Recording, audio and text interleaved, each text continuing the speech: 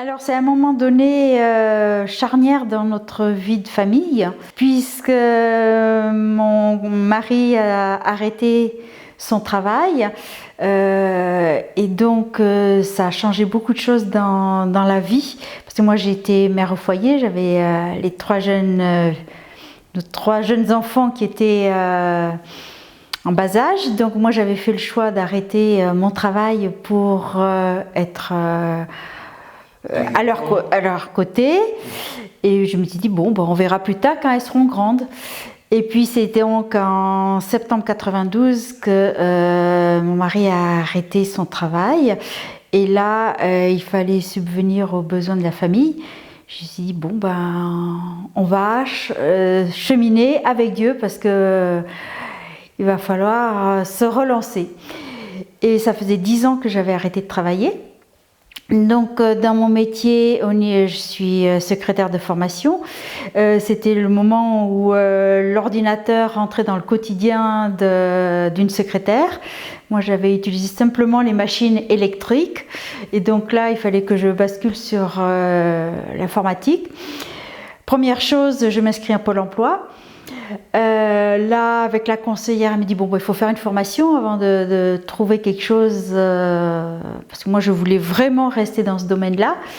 Elle m'a proposé des tas d'autres possibilités. J'ai dit non, ça me correspond pas. Donc voilà, une formation. Dans cette formation, je devais faire un stage. J'ai privilégié aussi la proximité. Je me suis tournée vers le collège de ma fille qui était en 6e. Le directeur dit d'accord, je peux vous accueillir en stage. J'ai fait 2 mois de stage. À la suite de ça, je devais terminer ma formation théorique. Et il me rappelle, il me dit j'ai un remplacement à vous proposer. Le premier petit clin d'œil de Dieu, je me dis ça y est, il y a quelque chose qui démarre. J'ai fait 3 mois de remplacement. Après, c'était terminé. C'est incroyable. Je finissais le 30 avril. Le 2 mai, j'avais un autre emploi qui m'était proposé. Je n'ai pas été le chercher, on me l'a proposé pour un contrat d'1 an dans une administration, à mi-temps, et ça correspondait tout à fait avec mon souhait de concilier aussi ma présence auprès des enfants. Donc, et là, j'ai pu me remettre dans le bain du travail à mi-temps. Et c'est là aussi que j'avais pas la possibilité de continuer. Au bout d'1 an, j'étais contractuelle dans une administration. Tant qu'on n'est pas titulaire, on peut pas y rester. Une personne avec qui je travaillais dans cette administration m'a dit moi je gère également une autre structure. Il se peut que j'ai des besoins de remplacement. Je te ferai appel. Et c'est ce qui s'est passé. J'ai terminé à la sous-préfecture.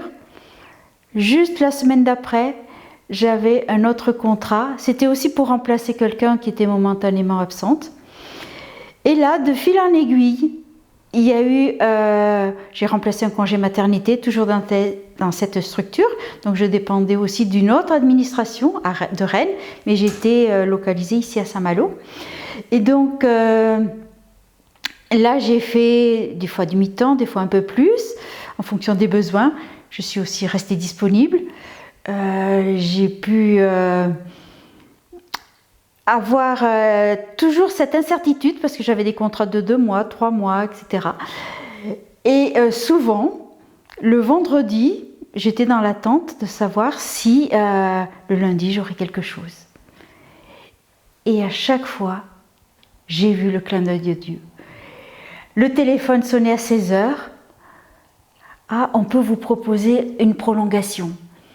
Et puis à un moment donné, ça n'a plus été possible. Et en parallèle, il y a eu autre chose qui s'est mise en place, toujours dans cette même administration. Je ne pouvais plus faire de remplacement, mais ils m'ont proposé mieux. Ils ont créé un poste. Et ça aussi, j'ai vu qu'il y avait quelque chose qui se passait chaque fois. Du premier jour où on s'est retrouvé dans une situation très incertaine au niveau professionnel, jusqu'au moment où mon conjoint a retrouvé du travail, il a fait une formation et il a eu un poste fixe, on a été bénis. Il y a des jours où c'était pas facile à la maison.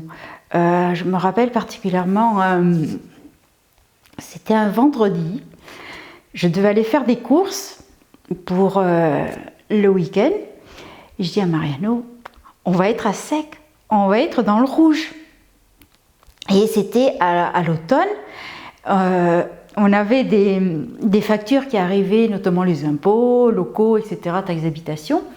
Je me dis, je ne sais pas comment on va faire. Il me dit, mais ça ne fait rien, va faire tes courses. Et puis, 10 jours après, je reçois quelque chose de la famille qui m'a fait vraiment du bien parce que je me suis dit, je suis encore émue, excusez-moi. J'ai pu obtenir un CDI. Attends une petite seconde. Ouais. Tu as reçu quelque chose de ta famille et ça correspondait tout à fait à ce dont vous avez besoin. Ouais. D'accord. Et là, j'ai une fois de plus vu la main de Dieu. Et plusieurs fois, je relisais ce texte des Proverbes qui dit « Recommande ton sort à l'Éternel et il agira ». Et là, je l'ai vraiment vécu. Ça a été quelque chose une expérience.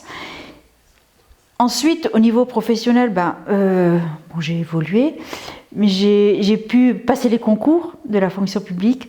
J'ai réussi à obtenir ce concours. J'ai eu un poste, j'ai pu évoluer professionnellement. Et je vois que dès lors que l'on fait confiance au Seigneur, il répond.